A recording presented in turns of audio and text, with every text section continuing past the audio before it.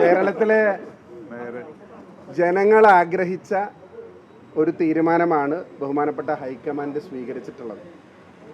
ഞങ്ങൾക്കൊരു ചെറിയ അമിതമായ ആവേശമുള്ളത് എറണാകുളം ജില്ലയിൽ നിന്ന്, പ്രത്യേകിച്ച് എൻ്റെ പാർലമെൻറ്റ് നിയോജകമണ്ഡലത്തിലെ MLA ആണ് കേരളത്തിൻ്റെ മുഖ്യമന്ത്രി ആയത് എന്നുള്ളതാണ്.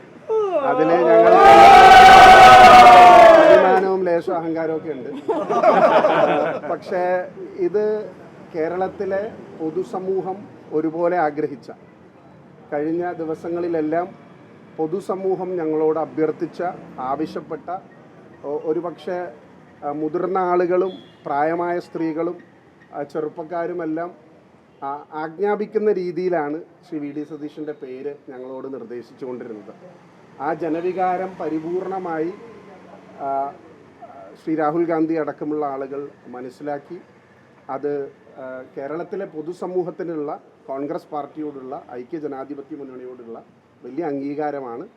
ഇതിൽ അദ്ദേഹം 5 വർഷം മുമ്പ് ജില്ലാ കോൺഗ്രസ് കമ്മിറ്റിയുടെ ആസ്ഥാനത്താണ് ആദ്യമായി പ്രതിപക്ഷ നേതാവായിട്ട് കടന്നു വന്നത്. ഇന്ന് തിരുവനന്തപുരത്ത് പാർലമെൻ്ററി പാർട്ടി മീറ്റിംഗ് ഉള്ളതുകൊണ്ട് അങ്ങോട്ട് പോകേണ്ടി വന്നു. ഞങ്ങളാരും അവിടെ ഇല്ലെങ്കിൽ പോലും ആ സന്തോഷത്തിൽ ഞങ്ങളെല്ലാം പങ്കുചേരുകയാണ്.